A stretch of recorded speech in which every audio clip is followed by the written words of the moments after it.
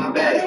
I'm used to this, I'm numb to that. I know I just gotta adapt. Hey, let's wait on your Spotify rap. The messages you about to send on the 16 gigs don't hit that on none of that. There's no need to check what the temperature is. You know what it is if you double back. Should've put another blade in my bag. Should've said over here double tap. Hey, but y'all need a double bag. What is that offer they said? What did they put on the table? What does that say on that paper? Fuck that, they gotta double that, triple that. Fuck is the bitch that? Yeah, the chef took Michelin. Come to the season, we dipping your words like a Christian. Kevin Hart, they get shook, I'ma put you in sticky predicaments. Killy might come take a stick off a pussy like they was transitioning. I'm fighting a man, assuming a rapper, you was not listening. Your boyfriend a fisherman, that's just a word in the industry. Don't mean to pity our business. I'm talking spicy, high sizzling, don't stick around if you business. Yeah, what? Spend months in the corner, just me and my bag. I'm used to this, I'm numb to that. I know I just gotta adapt. Hey, let's wait on your Spotify rap. The messages you about to send on the 16 gigs don't hit that on none of that. There's no need to check what the temperature is. You know what it is if you double back. Should've put another blade in my bag. Should've said over here double tap. Hey, but y'all need a double bag. What is that offer they said? What did they put on the table? What does that say on that paper? Fuck that, they gotta double that, triple that. Fuck is the bitch that? Yeah, the chef took Michelin. Come to the season, we dipping your words like a Christian. Kevin Hart, they get shook, I'ma put you in sticky predicaments. Killy might come take a stick off a pussy like they was transitioning. I'm fighting a man, assuming a rapper, you was not listening. Your boyfriend a fisherman, that's just a word in the industry. Don't mean to pity our business. I'm talking spicy, high sizzling, don't stick around if you business. Yeah, what? Spend months in the corner, just me and my bag. I'm used to this, I'm numb to that. I know I just gotta adapt. Hey, let's wait on your Spotify rap. The messages you about to send on the 16 gigs don't hit that on none of that. There's no need to check what the temperature is. You know what it is if you double back. Should've put another blade in my bag. Should've said over here double tap. Hey, but y'all need a double bag. What is that offer they said? What did they put on the table? What does that say on that paper? Fuck that, they gotta double that, triple that. Fuck is the bitch that? Yeah, the chef took Michelin. Come to the season, we dipping your words like a Christian. Kevin Hart, they get shook, I'ma put you in sticky predicaments. Killy might come take a stick off a pussy like they was transitioning. I'm fighting a man, assuming a rapper, you was not listening. Your boyfriend a fisherman, that's just a word in the industry. Don't mean to pity our business. I'm talking spicy, high sizzling, don't stick around if you business. Yeah, what? Spend months in the corner, just me and my bag. I'm used to this, I'm numb to that. I know I just gotta adapt. Hey, let's wait on your Spotify rap. The messages you about to send on the 16 gigs don't hit that on none of that. There's no need to check what the temperature is. You know what it is if you double back. Should've put another blade in my bag. Should've said over here double tap. Hey, but y'all need a double bag. What is that offer they said? What did they put on the table? What does that say on that paper? Fuck that, they gotta double that, triple that. Fuck is the bitch that? Yeah, the chef took Michelin. Come to the season, we dipping your words like a Christian. Kevin Hart, they get shook, I'ma put you in sticky predicaments. Killy might come take a stick off a pussy like they was transitioning. I'm fighting a man, assuming a rapper, you was not listening. Your boyfriend a fisher.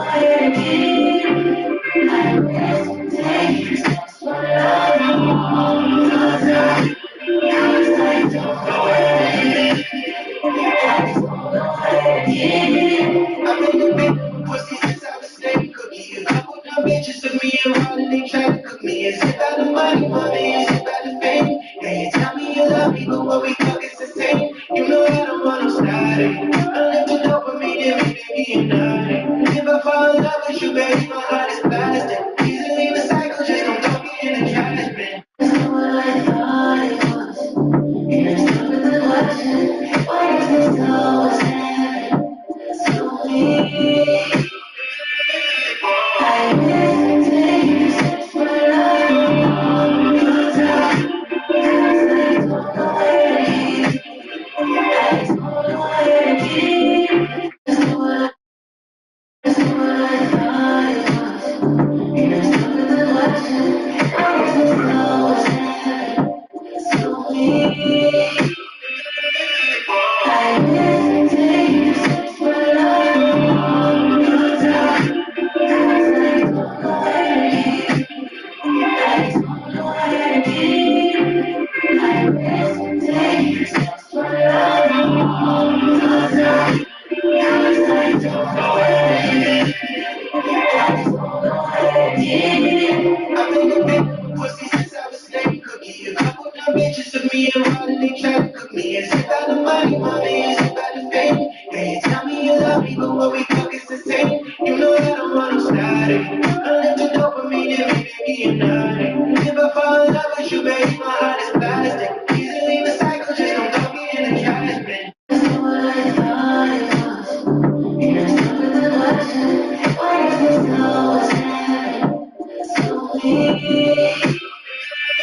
I hesitate to search for love. Cause I don't know where to keep. I don't know where to keep. I hesitate to search for love. Cause I don't know where to keep. I don't know where to keep. I've been a big pussy since I was slave cookie. A couple of bitches took me around and they tried to cook me. Is it about the money, mommy? Is it about the fame? Hey, you tell me you love me, but what we I pull up, step in the kitchen, go. Ready to Lamborghini, fucking cop car. Put a pistol on my hip like I'm a cop. Have you ever met a real nigga rock star? This ain't no.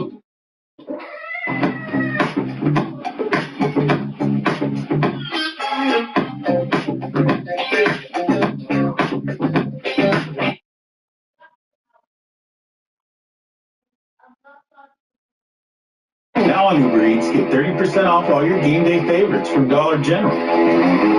Like snacks, tortilla chips, drinks, pizzas, and more. Order now.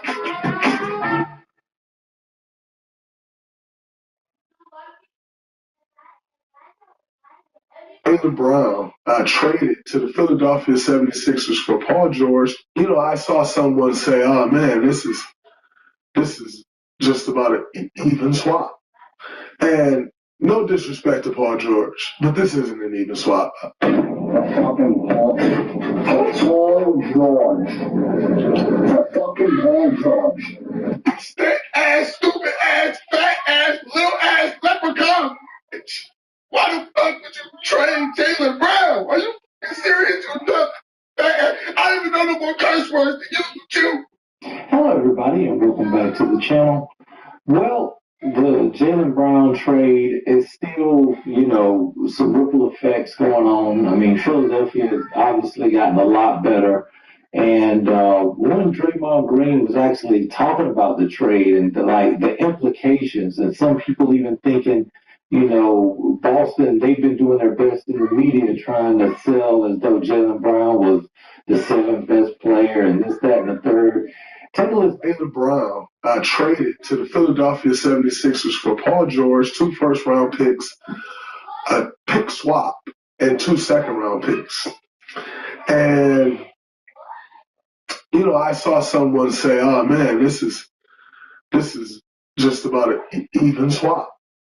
And no disrespect to Paul George, but this isn't an even swap. I got a lot of love for PG, but like myself, PG is 36 years old. Not like myself, I'm going into year 15. I think PG's going into year 17. And Jaylen Brown, not even 30 years old, he's 29 years old. and he's going into year 11. So, and by the way, he won Finals MVP 2 years ago. I think he just made All NBA second team this year.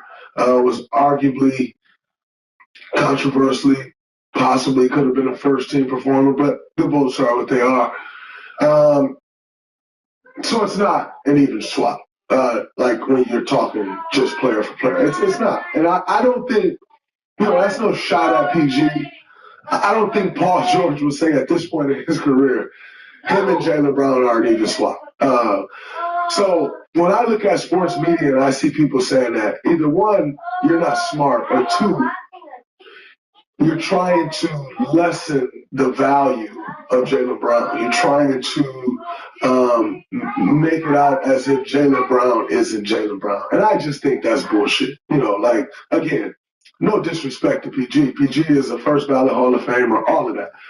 But to say today, July 2nd, 2026, that Jaylen Brown and Paul George is an even swap, I struggle with that badly. Fucking Paul George. Fucking Paul George. 38 years old.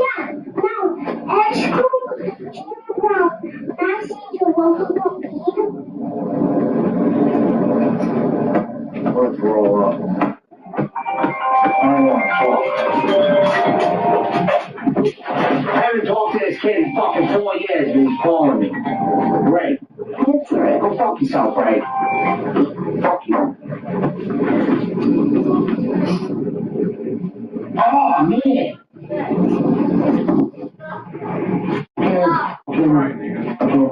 Bullshit. I don't get it. I can see Giannis. No, listen. No, it's okay, Giannis. Let's go fucking Paul George. Now, as you see, I mean, obviously there's a high level of frustration, and you kind of can't believe, that that's the player you end up with, and you're just counting on draft picks in the future to kind of build that team. One thing's for sure, I don't think even with a healthy Jason Tatum with Paul George that the Boston Celtics has a chance to duplicate what Jaylen Brown do as the leader of that team this season. Let me know what you guys think, man. Be sure to like, subscribe, hit that notification bell. I'll let you next time. Peace.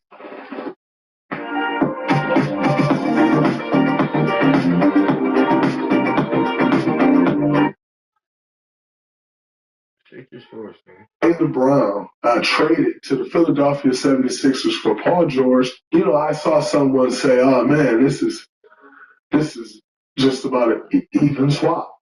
Nigga, who the fuck no said that disrespect shit? to Paul George. I love that This nigga. isn't an even swap. I love that nigga. Paul George. Fucking Paul George.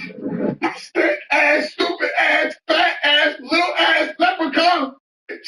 Why the fuck would you trade Jaylen Brown? Are you serious? I don't even know no more curse words to use with you. Hello, everybody, and welcome back to the channel. Well, the Jaylen Brown trade is still, some ripple effects going on. I mean, Philadelphia has obviously gotten a lot better. And one Draymond Green was actually talking about the trade and the implications, and some people even thinking, Boston, they've been doing their best in the media trying to sell as though Jaylen Brown was the seventh best player and this, that, and the third.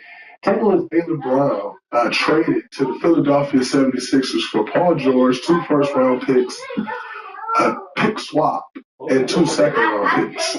Close the door. And, I saw someone say, "Oh man, this is just about an even swap."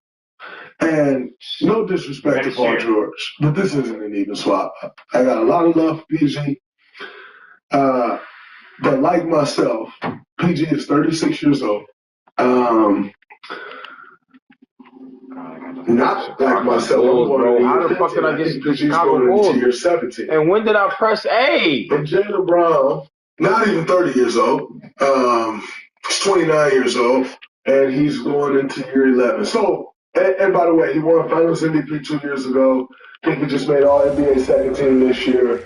Was arguably controversially, possibly could have been his first team performer, but good things are what they are.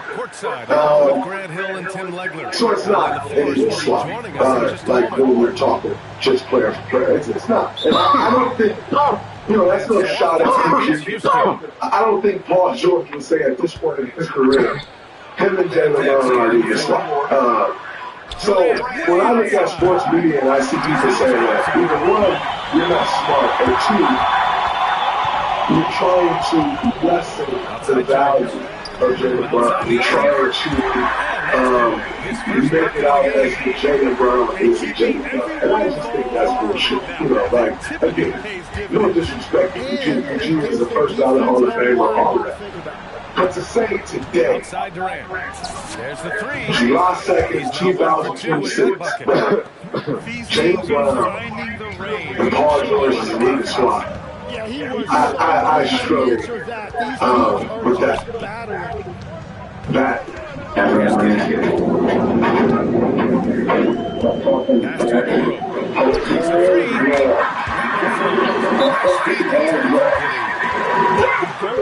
Get into a rhythm from out there. So Nba2k decides to call timeout. He's going to talk it over with his guys.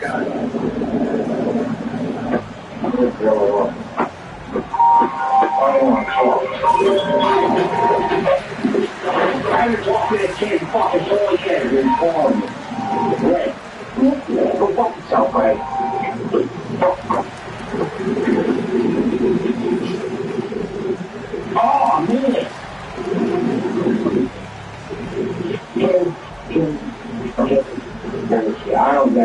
I don't get it. I understand Giannis. That is it.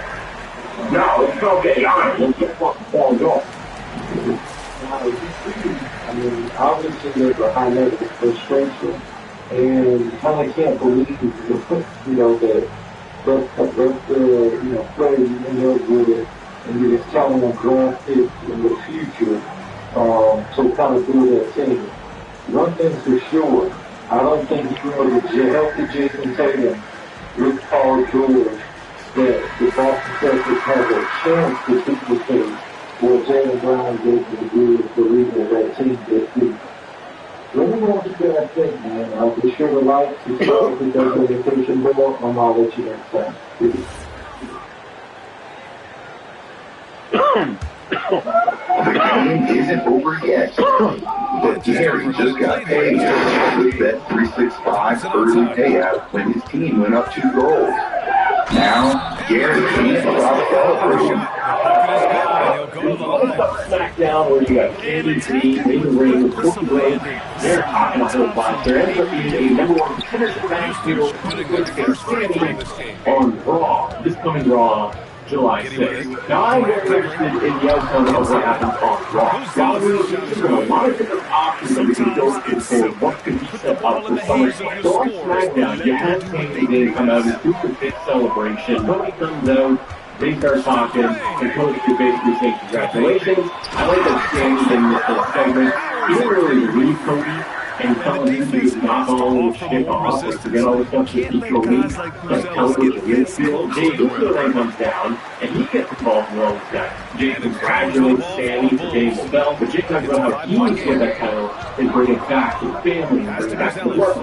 I like the wrinkling here of Sammy telling Jay, I have the belt, it's still with the family. It also calls back to the bloodline story, so I really do like that. It honestly is great on the road, but it made me think about the Irish players, and how typically has another kind of bloodline usually match involving the family being again, but this one feels more heel-ish, turn version of family. I do actually like how close to talking to the segment to both guys, how like with Jay, wanting to bring the title back over to Roman, that I thought you were done being Roman's area. So good wrinkles with everything. You're keeping, looking at the past, what people done. Like, I thought we were over all this thing. Oh my God, it's going on forever. Adam Pearson comes down. And he announces that you're going to get Jay versus Cody. #1 contender. Winner of that is going to face 10 games on July 6th in Chicago on Raw. So basically challenging Mr. Pierce backstage where it was like, I'm a SmackDown guy. Like, why am I going to Raw to defend my belt? And Pierce was kind of like, this is is why that fair offense to be a teams fighting like champion and all of that? But they're going to seem like kind of rushed that they are going to do this title match. So the main event is Jay versus Cody. Match is fine, it's good, it's just another Jay Cody match. Cody ends up beating Jay Uso. Jay has never lost, by the way. He's lost to Cody, he's lost to Ola. He's not winning a whole heck of a lot. I am interested now what they might do with Jay. And I kind of feel like Jay is just going to be like LA Knight, Solo, Jimmy, and all those guys are going to be title matches. I mean, I'm just not sure. It would have made way more sense for Jay to win that shit. More sense to have someone like Jacob Fox. A minute 6 left to play in the first quarter. Jacob is positioned as Roman's right-hand man. He's not the one guy. And Jacob's who only running around for Roman. So if you have Jacob come out and he's in this role, everyone, it would maybe make it a lot more interesting. Because even in King of the Ring, even event like Jacob versus Oba in King of the Ring finals, it's not like how big man all-ball defense is really cool. But even here, at Jacob instead of Jay, I think that may work even better. Because Jacob is doing all the iron gun kind of thing. He's under the thumb of Roman. So, yeah, you should be able to say, like, I'm taking that title, I'm bringing it back to a front. What we're doing. But for Jay, I feel like he's much more LA Knight Solo and brother. Maybe he should have been that spot. So Jay would be again. So what should he be doing now to win Reigns? Like, I couldn't be King of the Ring. I also couldn't beat Cody for the #1 contender match. So there's no title for us. So now we're going to get Sami Zayn versus Cody Rhodes on Raw in Chicago. Now, really bang before it's about CM Punk's going to show up on Raw in Chicago. And this is going to go down for quite a while. Budget over advertising for Raw in Chicago with CM Punk front and center. There's been talk and chatter online constantly of Punk making his return, going over to SmackDown to challenge Cody for the title, and that being the SummerSlam match. Going for a little more of a Punk effect. Focusing on the Sami Cody match, so on Raw, is this rough?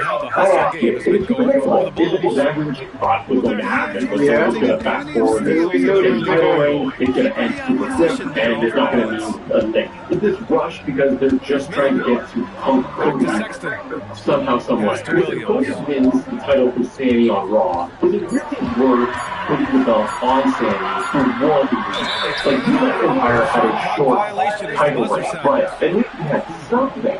He had a title defense at the Rumble against Sami. So at least he had that. Sami is just losing it days later, like within 10 days of getting the title, he's dropping the title potentially back to Cody. So it feels like, what is the point of doing that at all, if that is what happens? So we're going to explore kind of the different options that are going to be found here.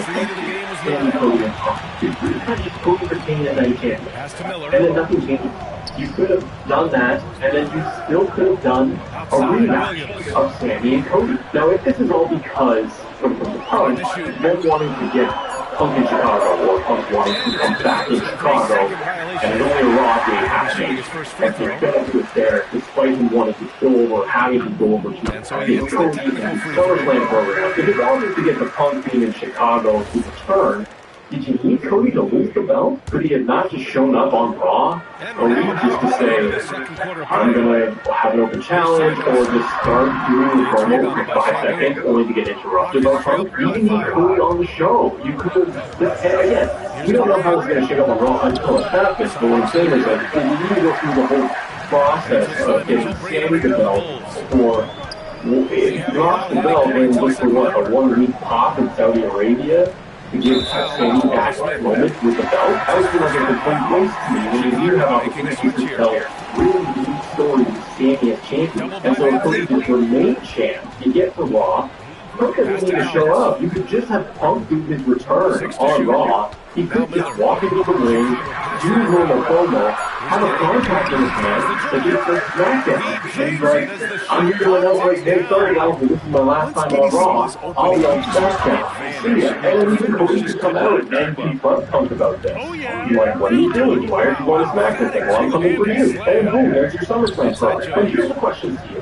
What if Sami loses the title on Raw? Because so much of the conversation is around Sami losing. that this is going to be a very short title reign. It's been rumored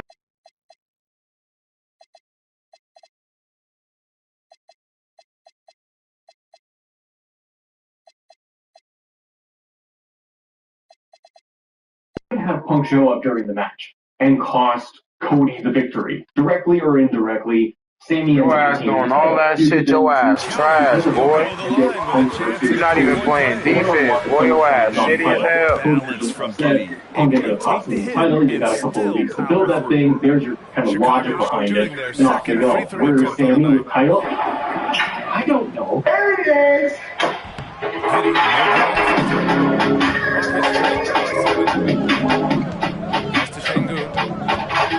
Don't think who's involved. That's why I feel like Sammy would involve this guy, and it would probably end up being a triple threat if Sammy is still in. Again, other outcomes you could have with the thing on Raw, if Punk is going to be there, and Sammy wins by roll-up or by cheating, by losing a weapon, threat distraction, something, and he beats Cody. After the match, you would both still have Punk down. Cody left in the ring, he's all beaten up, and Sammy's out of there. You still get CM Punk coming down from Cody. The problem I have, and where I have to pause here, is I don't understand Punk's I like to see. but from the creative side, Play some how do you defense. make that make sense? What's Punk's motivation for attacking You wanna play no defense? Cody in any way, even on screen? The two characters have been Alright, don't play no defense. and then how does Punk just get a title match? His last appearance on Raw was Cody, right after that time, which you never know when a championship opportunity is going to fall for Scott. So is Punk going to go into Raw, showing up in Chicago, and maybe be a little more difficult? We've seen that in modern era Punk. And in Chicago, so no matter what he does, he's going to get cheered. It's kind of like Randy Orton. Randy turns heel on Cody, and the crowd goes nuts. You get a cute, bloody reaction, all of that, and you get just monster Randy Orton decimating Cody. In that moment, that scenario, that Cody work, I was excited. I loved Beatdown and the segment of it, and you built Randy's eventual turn wanting that title. You built that thing for a long time. Punk, on the other hand, but you couldn't have control Cody and do all of those things similar to Randy. You just don't have the same motivation, or at least the player. They have to really work with some stuff. But another scenario is that Sammy retains the belt on Raw and Cody. Punk music hits at the very end. He comes down, he faces off with Sammy, Cody's still lingering there, and Punk simply has a contract in his hands that says SmackDown. He signs it, Sammy's holding the belt, Cody's in the middle, and then you've got a triple threat for SummerSlam. This is where I think a triple threat at SummerSlam with these guys, and Sammy still as champion going in, is like the best scenario. Cody gets him some kind of title reign, some kind of run with the belt. That's more than a month. And like, really, he gets for title defense. Like, one against Cody, and he gets one more chance. Well, that's it. It's over. This historic 2020 NBA championship belongs to the Los Angeles Lakers. The Lakers entered the bubble. And that was the bubble champions, whatever you want to call it. The fact is, the 2020 Los Angeles Lakers had one of the most dominant playoff runs ever. With just 3 games before reaching the finals, with a very well-constructed roster that included a plethora of three-point shooters. Those defenders had deep threats and a strong rotation that included old veteran veterans who used whatever was left in the tank to have one final spectacular playoff run. Up ahead, a 13-1 Laker run. It was the most complete roster of the LeBron era in Los Angeles, and the only roster that didn't have any glaring problems like the ones that followed. And what followed was 6 years of failed attempts to recapture that glory. 6 years of failed trades, injuries, and critical holes in the roster every year that they could never fix. Oh boy, that did not look good. Anthony Davis. Let's take a detailed look year by year at everything that went wrong following the 2020 championship. As the LeBron James era concluded with just one ring in 8 seasons. Here's Jones.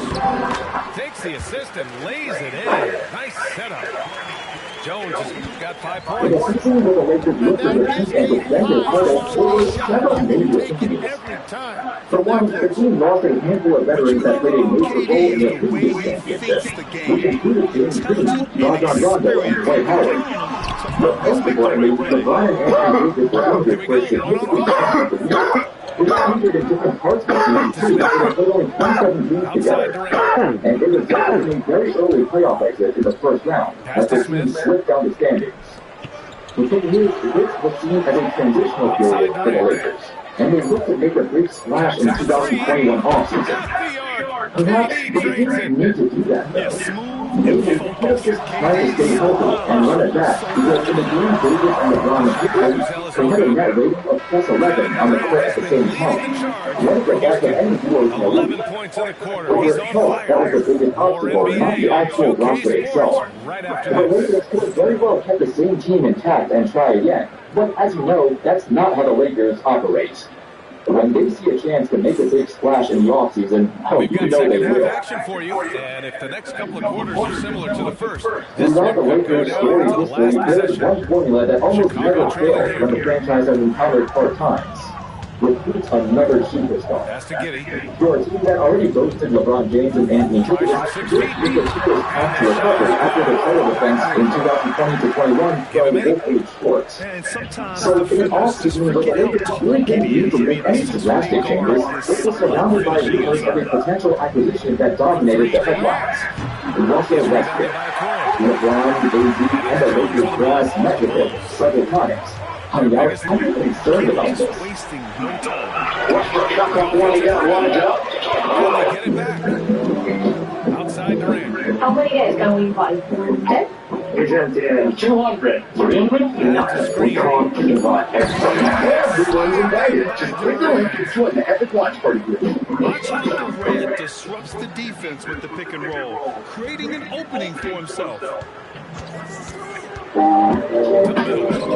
Here's Buzelis. That's it. Coming off the system.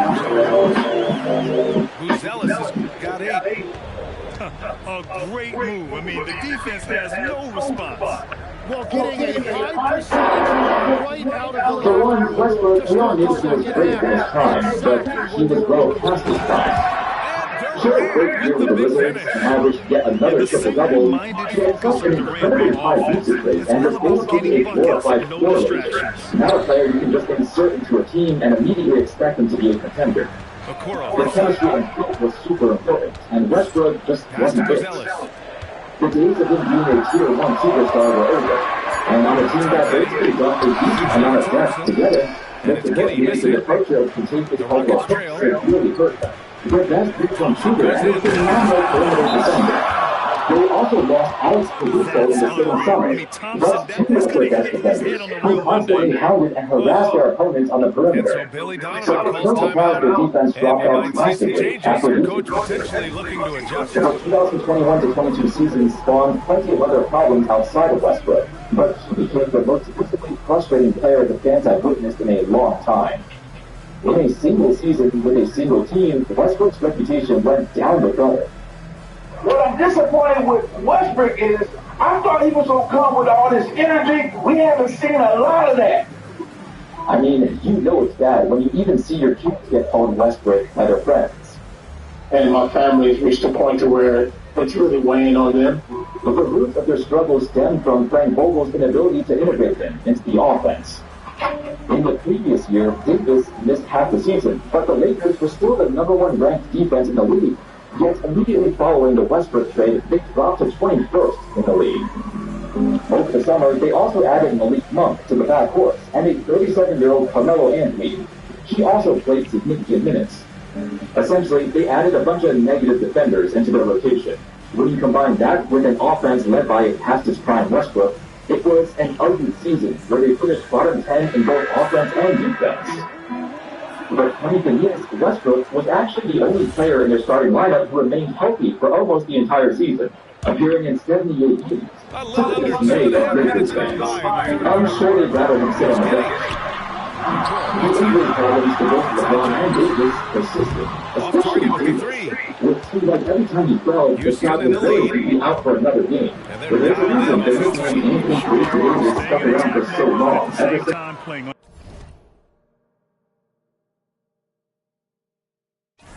under control.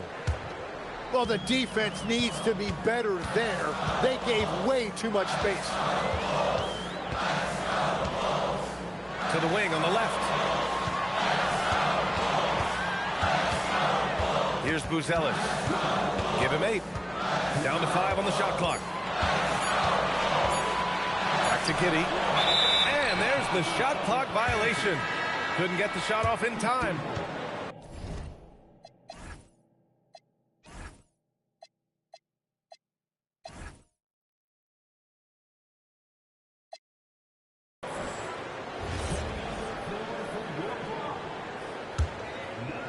Houston leading by 4. Thompson outside. Oh, and the jam by Thompson. And you see the tight handles from Thompson. He can break defenders down in pick and roll, ISO, you name it. Sengun with a steal. Smith left side. Right side Durant. Thompson outside. Ooh, stolen by Smith. Will it go? And he takes the feed in stride and slams it home. And that's gotta hurt. A turnover for a free run at the rim. And now we know who has the momentum. Well, not all turnovers are created equal. Rise ball turnovers lead to that. Making sure of it with the two-hand slam, B.A. Yeah, I don't blame him. With the score this tight, you cannot take a chance here. Durant for 3. The Rockets again can't hit. Chicago with the ball. Sexton with it. Guarded by Smith. Smith outside. And Smith over to help. 6 on the shot clock. Three-pointer, Buzelis gets the 3 to fall. Buzelis has got 15. Yeah, this demonstrates how confident Buzelis is. He knows he can be lethal off the catch. Pass to Sengun. The kick to Durant. Lets it go from deep. KD says hello. Oh, you gotta love the back and forth, showing real confidence at the arc. And when you give up a 3, there's always this instinct to try and get it back immediately. Kevin Durant has been leading the charge for the Rockets. 27 on the night. He's had it his way. And more NBA action on 2K Sports coming your way right after this.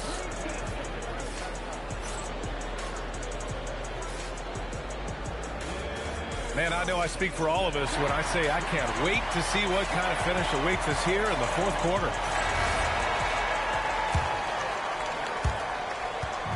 And the Rockets with possession here. The lead is 2. Thompson attacking. Oh, and the jam by Thompson. You know, inside is where Thompson excels, and the concentration allowing him to finish there. That'll be a 5-second call.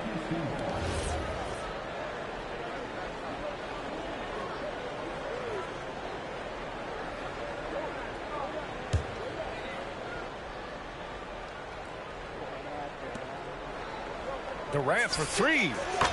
Counted from distance. Durant's got 13 points here in the second half alone. Just incredible. I mean, he's really making it rain out there, knocking them down one after another. This defense is trying to stay connected to him, but he is on a mission. And Houston, another 3. They're starting to pull away here as their shots keep falling. Well, this run has given them a bit of separation, but few leads in this league are safe. Yeah, something Giddey has always done well is share the ball. Tough to miss that wide open man. And that one's good. Thompson. Timeout. And trust me, when the D's slow to react, he'll be the first guy to make them pay. Well, the way this game is going, I'm actually not surprised it was that easy for him. And timeout is called by Billy Donovan. He wants their game plan to be crystal clear at this point.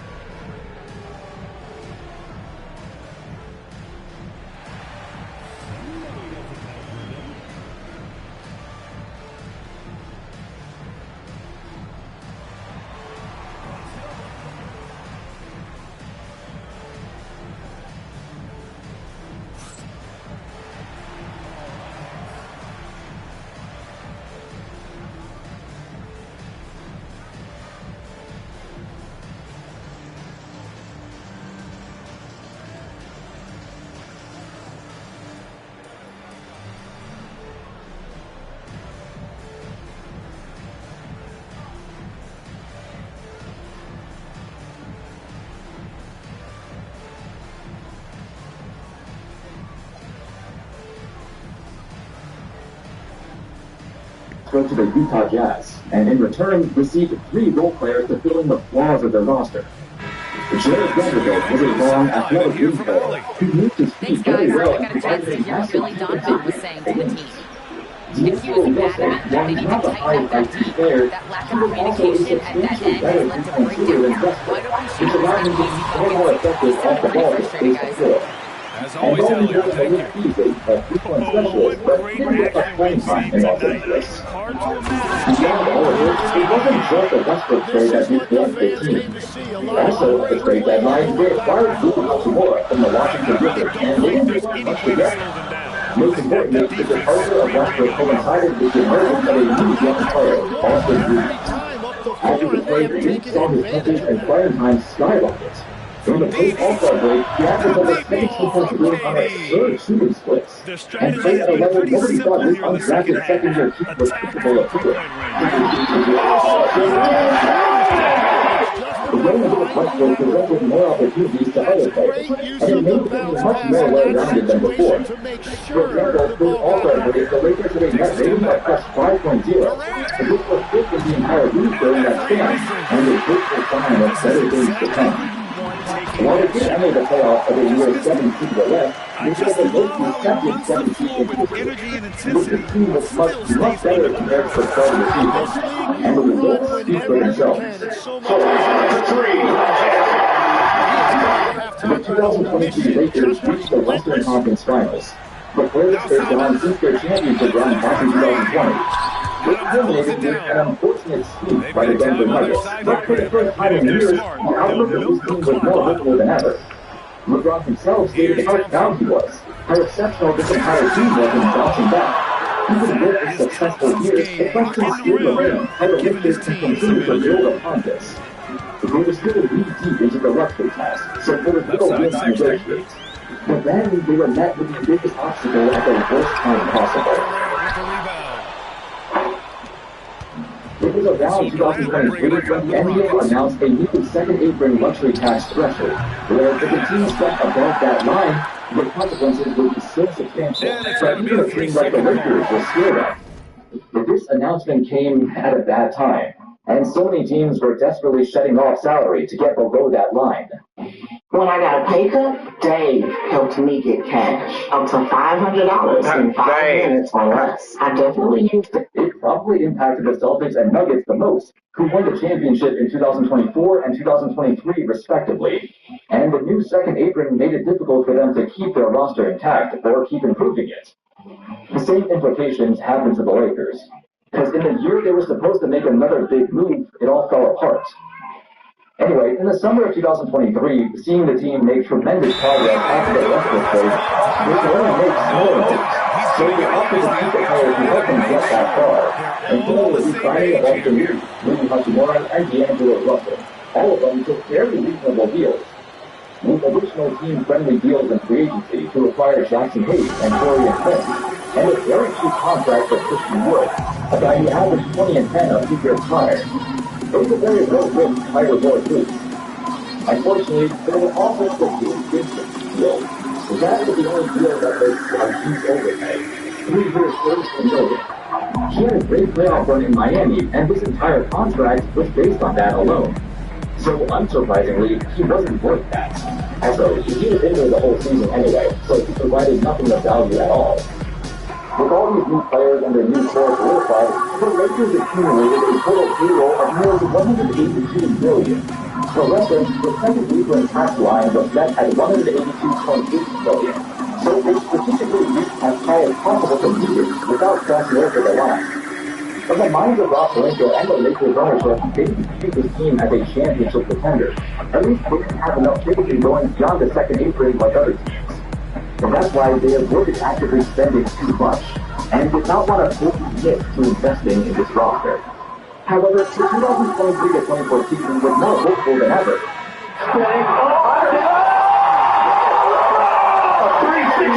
For that season, LeBron played 71 games.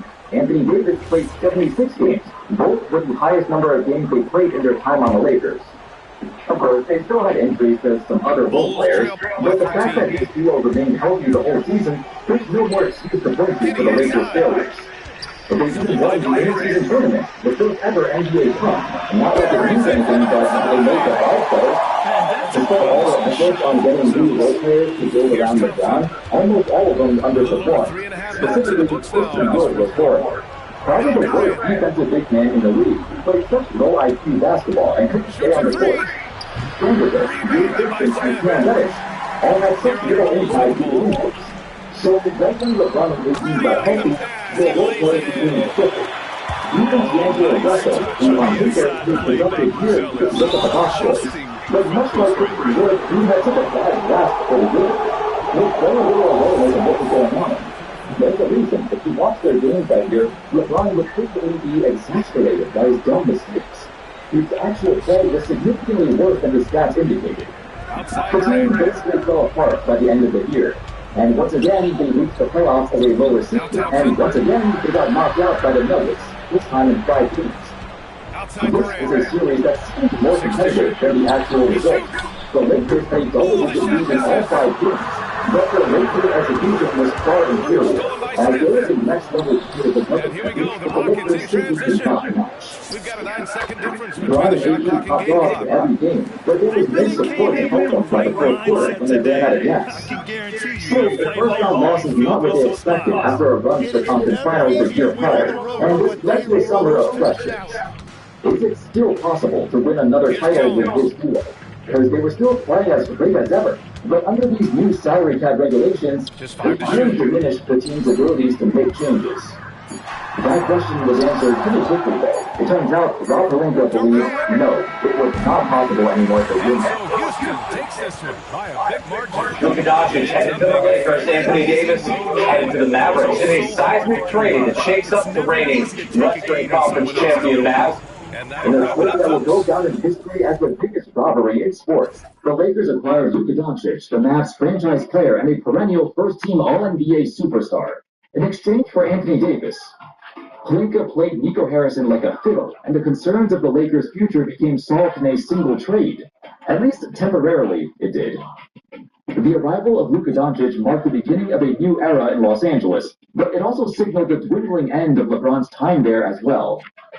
As iconic as this duo appeared to be, getting Luka doesn't immediately remove all the flaws the Lakers had before.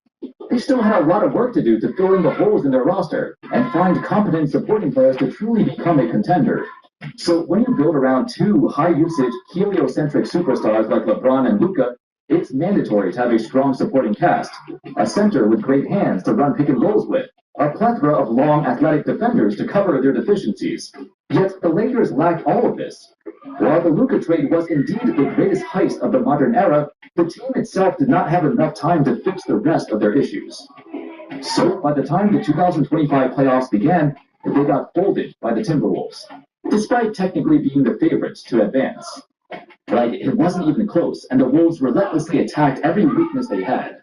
In particular, they had no rim protection and no defense at all. After an underwhelming defeat at the hands of the Wolves, the Lakers were at yet another crossroads. What seemed like a phenomenal trade revealed a broader issue with how the team was currently constructed. They had two superstars whose skills almost identically overlapped each other, and combined with the Lakers' usual injuries, LeBron found himself as the third option on the team now, behind Luka and Reeves, who both had a firm grasp of the offense and became the Lakers' new duo. LeBron, at 41 years of age, wasn't bad at all for a third option, but he also wasn't worth over $53 million anymore. The Lakers had reached a point where LeBron was no longer the focal point of their rebuild, because they knew they'd pivot to Luka the moment they got him. Doncic on the drive, step back, puts it up, puts it in! It doesn't matter what players they got in free agency, there's no chance in hell they can build a contender. There's only so much you can do when the best players you can pay in free agency are DeAndre Ayton and Marcus Smart. There was a dark cloud looming above this entire season because in the back room of the Lakers front office, they knew the LeBron era in Los Angeles was coming to an end, as they found his successor. But there was still time for one last run.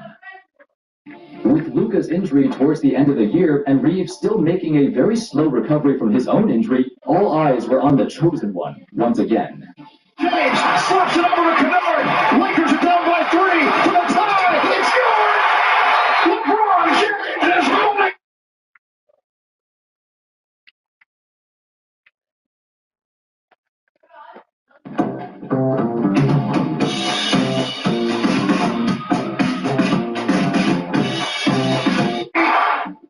LeBron led the Lakers to a victory over the Houston Rockets before getting swept by OKC. When this happened, I don't think anyone considered this might be the final game we'd see LeBron in a Lakers uniform.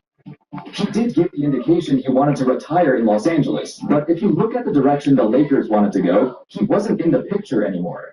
They even had a chance to give him an extension before the 2026 season even started, but there were no discussions of one. Nobody in the organization even approached LeBron to entertain the idea he'd remain a Laker.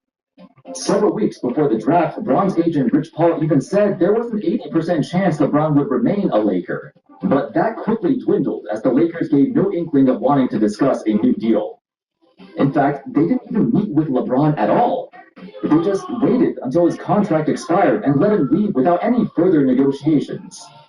With his contract completed and off the books, they proceeded to use the bulk of their new cap space to sign Walker Kessler. For a long time, J.J. Redick desired a legit big man, a large interior presence with great hands to catch passes from Luka and Reeves. With Luka entering the peak of his career playing the best basketball of his whole life, he became the priority, and the team needed to capitalize on this by retooling the roster.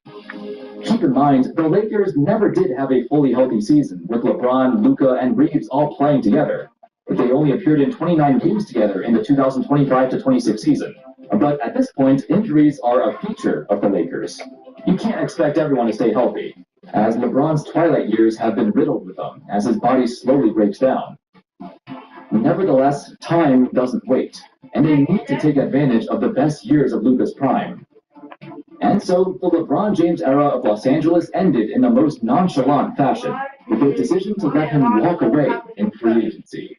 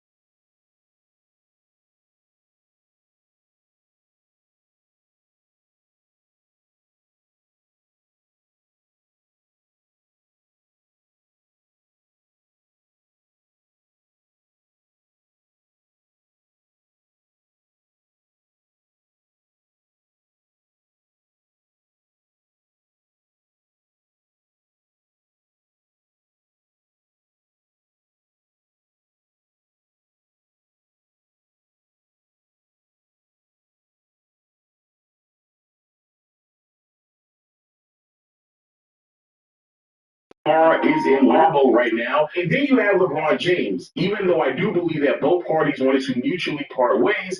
And I also believe that the Lakers should prioritize other aspects that they desperately need, in particular defense. But at the end of the day, if LeBron is willing to go to any roster in the NBA for a vet minimum, I mean, dog, that's a hell of a steal. I don't understand how no one in the front office thought that should be a part of the conversation, but it does speak pretty high volumes that LeBron had already decided that the Lakers were not going to be a part of that conversation when he decided to part ways from LA. And then Rob proceeded to piece together this roster that, again, is not that impressive and, quite frankly, pretty damaging, especially when you realize not only how much money has been committed to a team that, once more, does not address address that many concerns for the Lakers, but also how much draft capital was given up in the process. And so now I am making this video to Jimmy Buss. I am here in hopes that not only I can explain why these decisions are bad, but also give you a blueprint on potentially fixing these concerns as well. Because if you continue to go down this path, it's going to be bad. I mean, it's really bad. So first, let's talk about, let me go change my shirt. Let me get interview ready. Get professional for you, right? So while I go do that, you know from today's sponsors. Now, this ain't no secret, but I am a I do a lot of collecting. The bigger rings, jersey, and a whole lot of cards. I'm in the middle of moving right now, and I have way more cards than I originally thought. Running back to my pack over there, busting down a box, getting there, rush, the surprise of not knowing who I'm going to get. But then there's times in which I need to look for a specific player, and when that happens, boy, do I have the perfect platform for you, and that is Fanatics Collect. Fanatics Collect is basically Fanatics marketplace for trading cards and memorabilia, where you can search for single graded cards, specific players, teams, and stats directly. Daddy, I made a shot. Because your favorite team is long-term committed to an individual, might as well add him to the collection. Might as well pick up my boy Walker Kessler because the Lakers think that he is next to White Howard. And this is perfect. For you know how difficult it was back then to pull this off? I'll have to open so many boxes. Daddy, I got 4-0. Shop and hope that they had a Walker Kessler card. Let's be honest with ourselves. He had it.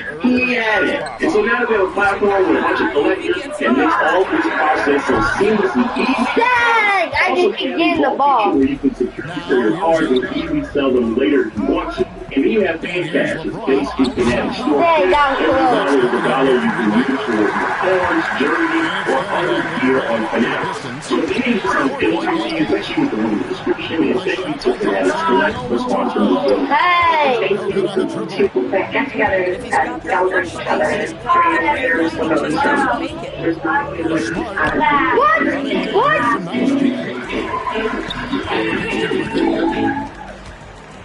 Accelerated degrees in cybersecurity at ECPI. Just want to get back out to the foot and start my new career as soon as possible. It's open! It's open! Yo, how about I missed that later? Man, this is just trash!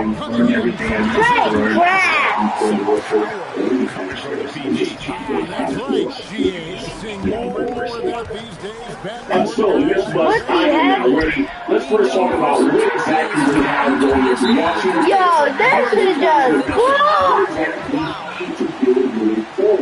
As we all know, we have Austin Reed with launches the star duo that we already know, us in the front office, tribute to Austin Reed, the amount of money, who cares, let's blow through it. After that, we have some younger players on the roster as well, the Duke Hero, Brian James, His draft selection of Cameron Carr, who I do believe will give us some minutes sooner than later. But the big news and what we really are talking about here is approximately 52.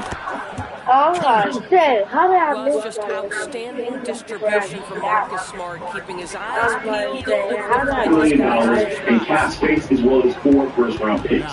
So with that much draft capital and finances, let's now talk about what exactly the Lakers needed to address going into the offseason. In my opinion, hey guys, thank you on this. Go ahead and hit that subscribe button below.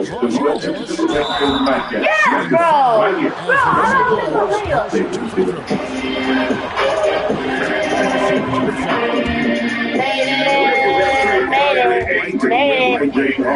and 2 second-round picks. DeAndre Ayton signed his player option for 8 that was close. That's right.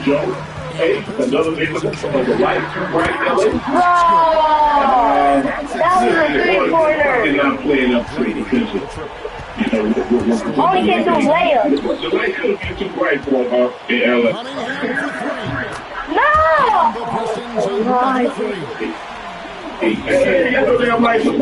Yo, what? Listen. He might go to Washington. Yeah, I hate this game. That's why I hate this game. Hey, but you know what you say on me? Okay, on two. What? You got Star and Big A. They could get rid of somebody in the game. about Harris. He's always does not hesitate to pass up and if we believe what reports saying, I think I read somewhere that AD is no longer available and they say he's on the team. Now they could just be spoke, whatever the case may be. But if you take DeBronzo and you tell me you'd rather have DeBronzo play with Sar and Jimmy for 8 as opposed to AD? I'd rather have Trey. I trade DeBronzo and AD.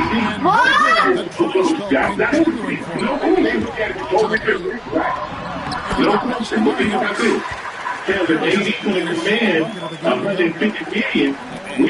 We don't want to. Last season, last couple seasons, I'm trying to get what that was? So you think they're going to pay him $150? Oh, they don't get him all out of his way. I don't know. Sometimes, Joe, I look at the NBA and see who they pay. I say, I don't know. I don't know why. I know you be thinking the same thing. Y'all gave this man $200 million. Y'all gave this man $35 million a year for 4 years. Did y'all not see him play? The problem that I have with DeAndre Ayton is that, again, what are we talking about? You can never outrun your draft position. If DeAndre Ayton was the 25th first round, what he had? I don't think anybody ever won my problem. But the fact of the matter is, he's the number one overall pick in that draft. And that's also the thing that people don't agree. Yeah. That's also the thing that say, there several other guys in that draft. It's easy to say, look, he didn't have a moment in college. Go back to the game in Arizona. Go back and look at him in Arizona. And they're talking about this man on his first pick in the draft? Yeah. With that motor? Well, yeah, I mean, you worry about a little bit of time, like I don't know, but I don't think nobody thought he was talking about what he's been doing now. Yeah, I ain't gonna lie, Joe. Everybody that played against Luka, everybody that the coach, all the best European players I know, they spoke. Yeah, they don't defend and they spoke. Well, he's absolutely he's slow and he can't defend. But Joe has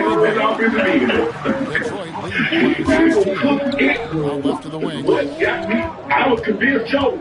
When I saw what he did to the Clippers, it didn't matter. That man averaged 33, 35 points. I agree. Everybody. I agree. I ain't think we can be able to handle that pressure with those guys playing him up close and tight under Ocho and the way they can pick your pocket. I'm like, man, he was doing that. I'm talking about with no problem. I mean, he's doing that to everybody. And this is before nobody did nothing to him. He just wanted to run like a baby. Nobody did nothing to him. Like nobody, bro. He was be tripping big. Because nobody even hit it. Nobody. And 18, 19, and 19. Yeah. And made a good measure. You get some too. Why did I miss a leg?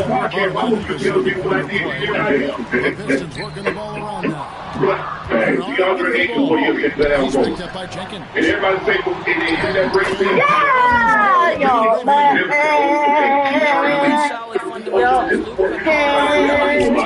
Guys playing hard in a contract year.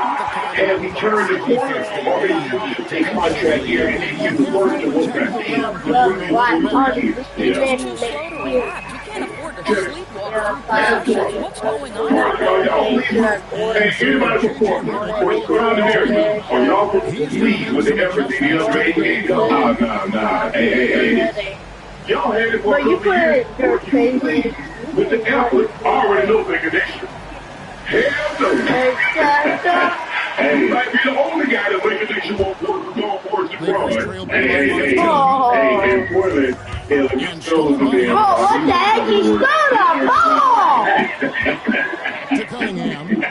Puts up a deep three. He literally stole the ball. And Reeves has got the ball. And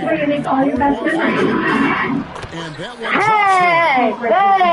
Reeves has got 5. how about the timing, the delivery? That is exactly how you set a teammate up. Quarter number 2, we're about 2 minutes. It looks like the quickest new rotation could be Trey Young at the PG, at the 2, Devonta, Keyshawn George, Anthony Davis at the 4, Alex Sarr at the 5. So they gonna bring big domination of the bench. Well, how that was like a 0-0 point? I'm saying he's bring him off the bench. He come tell us what new league. He's gonna be a new player. He need to be brought off the couch. Against the Pistons missing. Hey, Joe, we gonna start over, Joe. I thought they probably moved Sarr to the bench or something. I don't know. Man, he's number 2 pick in the draft. They traded for him. I don't know. Okay, so they gonna bring him off the bench. Okay. Hey, who at the floor? Joe? AD. Okay. Hey, watch this cool up over there while y'all playing. And I'm telling y'all. Why you stole the ball? Hey, the only issue Stole the freaking ball. is, how many games 81 play?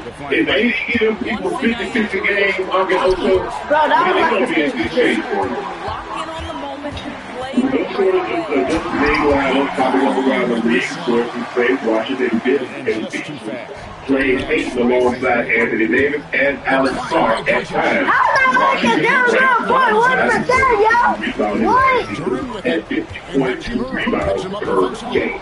Yeah, he needs 3 bigs. We don't know how many games he's going to play. We need somebody. Bro, what happened? He that works, DeAndre Ayton, that works, that comes to work every day and don't do a damn thing. Nah. So you got to think about it. You got to have a backup for a backup. Because you know AD's history, based on his history, it's impossible to replicate what he can't do. So you got to have a body. You got to have something. I know you missed all this. I know AD's history. What does his history tell you, Joe? Hey, he's surprised with it. He's surprised with it. Don't you let that man go to DC. Like, he gonna change something. It ain't the light taking brand in DC. Yeah, you got the number 1 pick. That they gonna be playing with, but outside of the radar. People didn't realize how good Dame Lillard was. Because he was in Brooklyn. Had Dame Lillard been somewhere on the East Coast, think about how many years Dame had the language. People didn't know how good Dame was. Yeah, I remember LeBron had a comment. I tell you what, let me get Dame Lillard. I'll show you how good he is. At point blank range, he is an efficient scorer.